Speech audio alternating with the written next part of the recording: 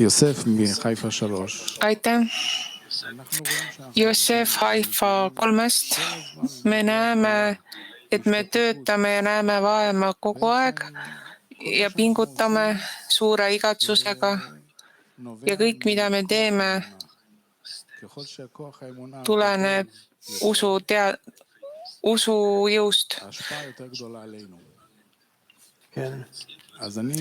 Selle mõju meile on väga suur. Ma sooviksin teada, kuidas seda tugevdada, kuidas suurendada seda andmisjõudu. Kõrgemalt, aga see sõltub meie valmisolekust, mis meil siin allpool on. Kui ma ei tea üldse, mida ma saavutada tahan, siis ma elan nii nagu kõik teised inimesed. Ja kui ma tean, mida ma saavutama pean,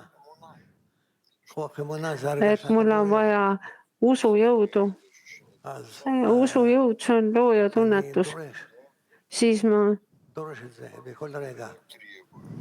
ma nõuan seda igal hetkel.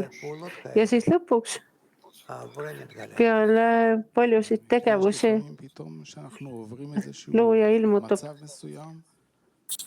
Mõnikord me läbime teatud seisundid ja me tunneme, et me justkui räägiksime loojaga. Ja?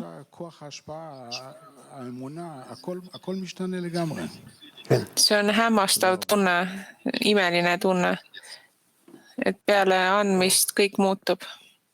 Ja. Aitäh, Raav! Hästi.